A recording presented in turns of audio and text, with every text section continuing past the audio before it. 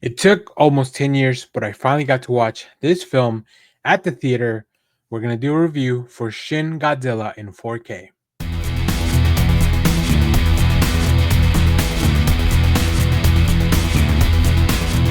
Hello, everyone. Dan here from the Next Issue Podcast. On today's video, we'll be doing a review for Shin Godzilla.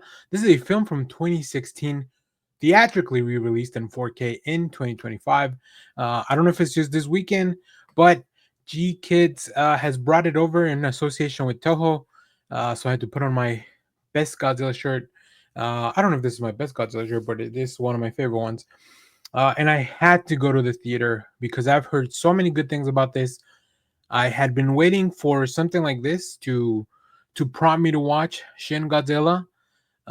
So yeah, this is very very interesting. So back in 2016 when this film came out, the movie only showed in the US for like a week or so. Back in October of that year. Even though they had a lot of critical acclaim, it just I guess there was no company that would bring it over to the US. I'm not really sure what all the deals were all about. So I never got to see it. There was no official like Blu-ray or any kind of digital distribution from what I could tell. But now we're getting a 4K. This film is coming to HBO Max in 4K as well. So it will be so much easier to watch Shin Godzilla. So I wanted to make a review now that I've been to the theater to watch it because this film it rocks. It is one of my favorite Godzilla films every time same after I watch Godzilla minus one. I left the theater thinking the same thing. Like, why do Americans even try to make Godzilla films? Because they're completely different. It's almost as if they are dealing with a completely different topic, which makes sense, both culturally and just like in the way that they approach the story. So, we're gonna get into this. I won't go too much into detail as far as any spoilers or anything, but I do. There are a few things that I want to talk about. So, let's talk about the synopsis real quick. In Tokyo Bay, something emerges from the water, an enormous evolving creature that becomes a walking weapon of destruction. As Godzilla mutates into some more terrifying forms, the Japanese government scrambles through bureaucratic paralysis to respond. A task force joins forces with international authorities, but the only sure solution is cleverness and unity, not brute force. This is directed by Hideaki Anno, who you may know from Neon Genesis Evangelion, and Higuchi. Also with the visual effects, you may know that director from Shin Ultraman. So I did look it up. So Shin, the title, the word Shin in the title refers to kind of like a new version of Godzilla. Um, this has a fantastic cast. There's really so many characters that I did not get a full list, but man, everybody delivers great performances. We'll talk about that as well. I really like how this film just kind of. I went into the theater knowing a little bit about this movie was about bureaucracy and the government kind of failing to act and red tape and all these procedurals things that kind of cause gridlock when trying to deal with an emergency like this. This is also the first Godzilla, I believe, from Japan that was fully CGI at the time. I don't know if that remains the case. I believe for Godzilla minus one, they used some CGI, but also some stuff that was practical. Um, and it's just a really really great film that just happens to have a Godzilla. This is really more about the people in Japan, the government in Japan, how they deal with an emergency like this. Uh, they have there's so many meetings. The It's really funny to think that a film would have so many meeting sets. Like imagine it almost felt comedic in the fact that and because it is comedic because it's so absurd that during a time like this they would spend so much time going from one meeting room to the other. But also, I'm looking at this through a different perspective culturally, right? I don't know much about the Japanese culture and what it is like on a day to day basis. I don't know how their government works. I know they have a prime minister that was made very clear, but there's also other ministers that kind of take care of other things. So I don't really know, not knowing the structure of the Japanese government, this was a very interesting exploration of just how that system also works. I like the fact that the Godzilla design, he's not meant to look cool. He's not meant to look like he's not meant to capture the audience's attention in a way that you could kind of even root for the character, right? It's such a popular character in pop culture that sometimes you're like, oh, that was really cool. Like this design is, it's very grotesque. It's pretty gross, especially when you first meet him. I even, not knowing what was coming out of that bay, out of the water, I even thought this might be a different creature that then attracted Godzilla. But then we kind of talk. Then we kind of go through the evolution and all that. Godzilla transforming eventually into what I'm more familiar with. So that's a really interesting thing. Obviously, there's a lot of disaster here. It's a big disaster movie as well. Everything that happens, people, and then the idea that is also very resonant through Godzilla minus one, of people just kind of coming together to solve a problem, right? To solve a problem, but not only in the most violent way, but also just to solve a problem in a way that the violence of the solution does not overwhelm, does not result in worse, in a worse disaster than we could even have by just this disaster happening. So like if you drop a nuclear bomb on Godzilla, you maybe take care of the problem, but you also destroy Japan. Obviously, there's a lot of history there that I'm not really qualified to speak of, but it's definitely something that the film really hammers on about a lot. It's such a great film. It's a little bit over 2 hours, right around the 2 hour mark if you don't include the credits. But it's so cool. There's this really cool thing that I need to do more research in on the internet that kind of happens at the end, but I don't want to spoil it. But it's really cool. I hope that they are working on more stuff like this. I hope that we get more stuff like Godzilla minus one.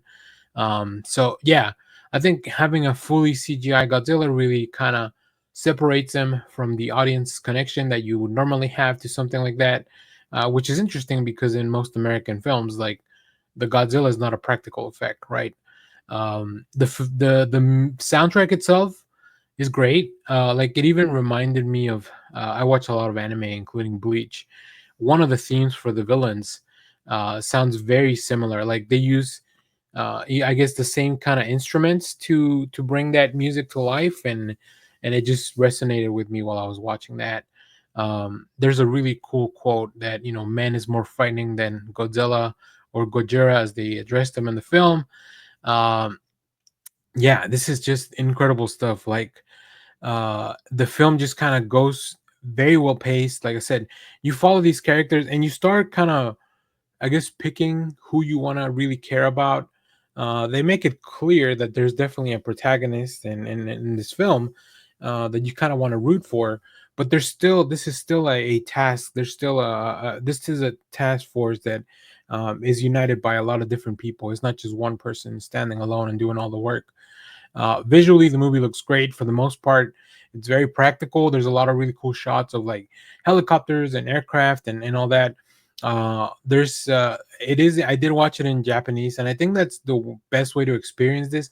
I will say there's a very frantic pace of showing you locations, titles of who these people are, and then the subtitles. So there's definitely a lot of reading. My It took me a second to kind of catch up onto the tempo of that happening.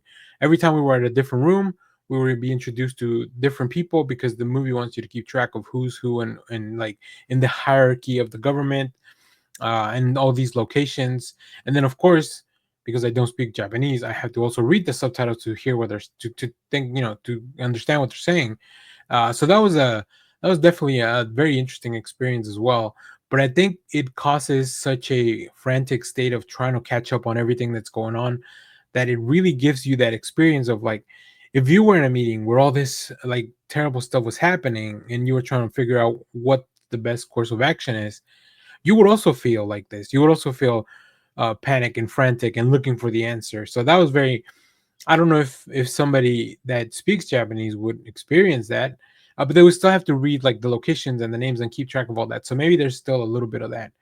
Um, Yeah, I mean, and then Godzilla does Godzilla things, right? He shoots his lasers, he does his blasts, he moves around destroying things, and then of course we get to this place where the humans have to come up with a solution. We're introduced to a few characters. The U.S. is a big part of this film as well. Like they really are folded into the synopsis of this, or at least the U.S. government. Some characters that work for the U.S. government, so that's also very interesting.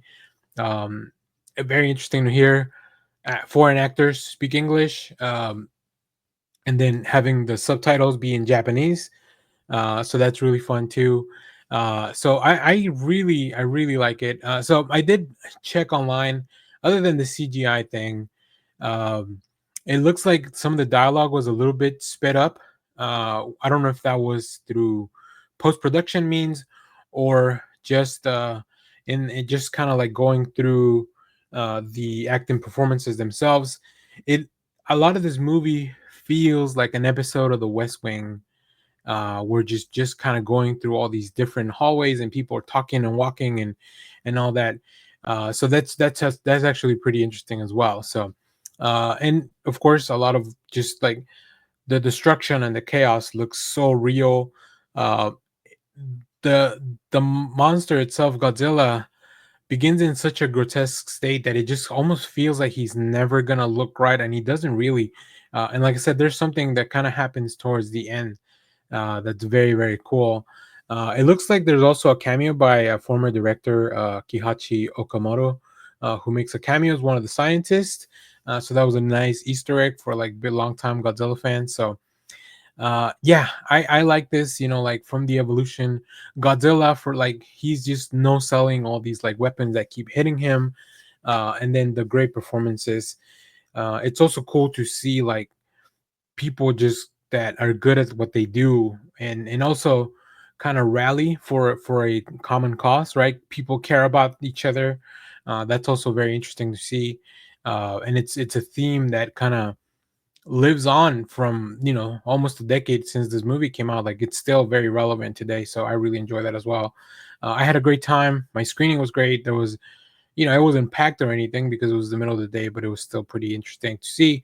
The movie looked great itself. I don't know what the original film looked like versus this 4K restoration or this 4K upgrade, but yeah, it's great stuff. And then of course there's still like, you know, when you watch a story or you know hear a story or see a story about Japan and the destruction of a town, obviously that resonates a lot with, you know, things that really happen in the world.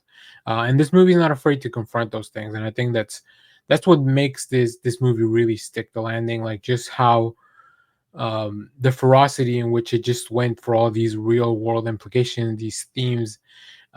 Yeah, I like it a lot. It felt like it had something to say and it was not afraid to step on any toes. Like I said, I'm not an expert on Japanese culture, but I would think that making a film like this with a lot of commentary about the government is probably not the most popular idea, as far as like uh, it's even one of the characters that speaks their mind a little bit. Like it's kind of frowned upon at the beginning of the film. So I can see that that's definitely probably a reflection of like everyday life in Japan. So you guys let me know. Like I said, I'm not an expert. I'm not even an expert in my own culture. So either way, really really enjoy this film. Highly recommend you check this out. I think Godzilla minus one and Shin Godzilla would make a really cool feature. Um, I did spend a lot of the time thinking like, when is like, you know, Jet Jaguar gonna show up or something like that? But obviously that's not this type of film. This film is very, it's as grounded as a Godzilla film could feel. So yeah, this is definitely closer to Godzilla minus one when it comes to the approach and the storytelling and how fantastical they go with everything that's happening. So really enjoy this. Highly recommend you check it out. Whether you go to the theater, try to find it, whether you go and try to get the new updated Blu-ray, or like I said, this film should be coming to HBO Max pretty soon. Maybe if I find the date, I'll drop it in the description of the video. Let me know what you thought about this film. If you've seen it in the theater or if you've seen it at home or however you've seen it, let's talk about it because this film definitely deserves a conversation. As always, thank you for watching, everyone. Remember to share, like, subscribe. Let me know your favorite moments of this film. Stay tuned. We have a lot more comic reviews, trailer reactions, TV recaps, all that fun stuff here in the channel. Thank you for watching, everyone. Bye bye.